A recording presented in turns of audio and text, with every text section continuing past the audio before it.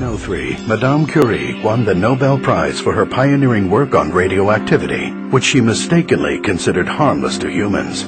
We now know that her premature death from a rare blood disease was directly related to her exposure to radiation.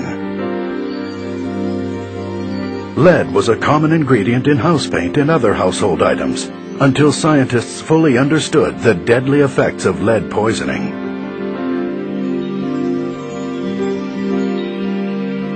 Until the 1980s, the federal government was reluctant to stand up to the powerful tobacco industry, even though millions had died of smoking-related diseases. Let's face it, sometimes we're slow to recognize danger when it's not painfully obvious, and the government is reluctant to take action even after the danger is exposed. Unfortunately, many people suffer and die before we eventually get around to dealing with many potential risks. And in spite of the fact that we have curtailed smoking, regulated harmful pesticides in agriculture, reduced the kind of chemicals we use in food and household products, decreased dangerous toxins that pollute our air, many diseases are on the rise, including Parkinson's, Alzheimer's, and some forms of cancer. Why? Well, many scientists believe we're under assault by another form of common pollution we may have underestimated.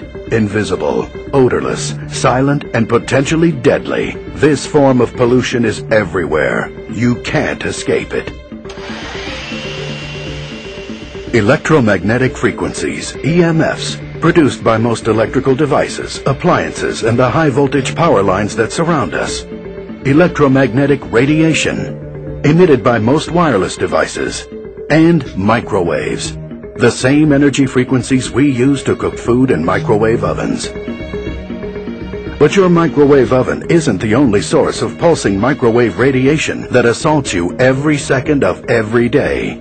Television, telephone, and computer signals are transmitted by microwaves. Even some automatic garage door openers use microwaves to operate. Some environmentalists call this proliferation of EMFs electropollution, and one United States government agency warns that the levels Americans are exposed to every day without even being aware of it may be dangerous. The fact is, you, your loved ones, your children, are exposed to 100 million times more EMFs, electromagnetic radiation, and microwaves than your grandparents. And now, one source of electropollution has become an increasingly integral part of our lives. Up close and personal. The cell phone. In 1993, the first lawsuit was filed against the cell phone industry by a man who claimed his wife's brain tumor was caused by cell phone use. A brain tumor shaped exactly like her cell phone antenna. The resulting publicity prompted the cell phone industry to fund a $25 million study to prove that cell phones were safe. They hired Dr. George Carlo, a highly respected public health scientist, to conduct the research. Dr. Carlo's study was thorough and conclusive, proving just the opposite of what the cell phone companies wanted. In fact, Carlo found a strong connection between cell phone use and brain tumors, neurological disease, and genetic damage. The scientific evidence is mounting daily. Brain cancer is up 25% since cell phones became popular. Every year, there are 183,000 more cases in the U.S. alone. And this may just be the beginning. Like smoking and lead poisoning, the damage from electropollution is cumulative and may take years, even decades, to reveal itself. But every exposure may adversely affect your health. Several renowned neurosurgeons believe radiation from cell phones and other mobile devices are directly related to the 21% increase in brain tumors in children. Children and teenagers are at greatest risk from electropollution damage because their skulls are thinner, they have more brain fluid, and their bodies are not fully developed. How much time does your child spend on the cell phone every day? And how will the constant barrage of electromagnetic radiation from cell phone use affect your child's health in 5 years, 10 years, 20 or more years? And if you think using a hands-free set reduces your risk of exposure to deadly radiation, think again. According to research commissioned by Britain's Consumer Association, conventional hands-free sets may actually increase electric field strengths inside a user's head by 3.5 times. It appears that the headset wire acts as a concentrating aerial that attracts and channels radiation toward the head, not just from your cell phone, but from all sources of EMFs, electromagnetic radiation, and microwaves in the vicinity. In a recent study, neurosurgeons at Lund University in Sweden proved conclusively a link between radiation emitted from cell phones and brain damage. The researchers attached cell phones to the cages of rats and exposed them to intermittent electromagnetic radiation for only 2 hours, emulating typical cell phone use. 50 days after that single 2-hour exposure, the rat's brain showed significant blood vessel leakage, as well as areas of shrunken, damaged neurons. Researchers concluded that if human brains are similarly affected, the damage could produce significant long-term mental deficiencies.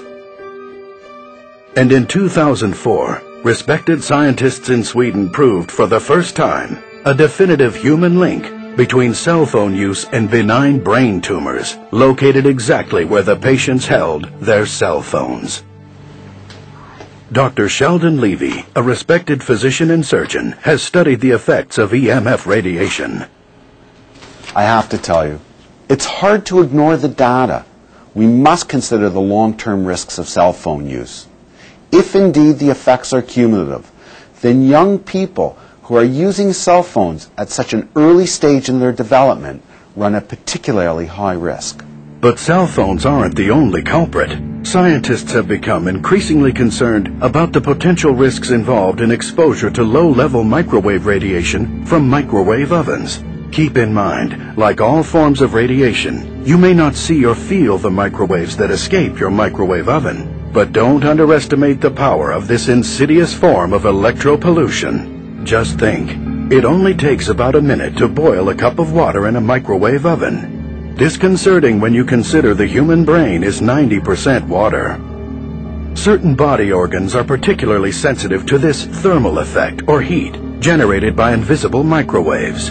Your stomach, intestines, and bladder are especially sensitive to thermal damage from high levels of microwaves, EMFs, and electromagnetic radiation. Likewise, the testes are very sensitive to changes in temperature. Exposure to high levels of microwave energy can alter or kill sperm, producing temporary sterility. According to one study, men who kept their cell phones in their pockets experienced a 35% reduction in sperm count. And there is no escaping this invisible menace.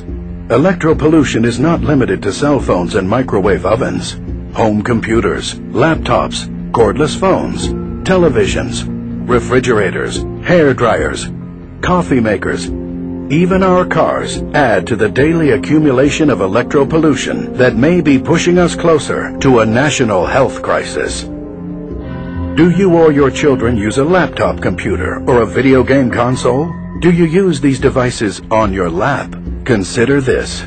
Scientists are exploring the connection between EMFs from the electronic devices we use on our laps and the astounding 50% increase in testicular cancer over the past 20 years. One important study in the U.S. found a link between those who work in an environment with high EMF exposure and neurodegenerative disorders, such as Alzheimer's disease, Parkinson's disease, and Lou Gehrig's disease. But it's not just about diseases. Research shows that continual exposure to this onslaught of electropollution disrupts your natural energy levels, triggering an adrenal response which, in turn, increases stress responses. This constant stress contributes to your energy depletion and fatigue, lack of concentration, poor work performance, and difficulty getting a good night's sleep. Based on the research that I've reviewed, I'm convinced that the chronic exposure to electromagnetic frequencies plays some role in the dramatic increase in stress-related diseases and conditions that we've been seeing.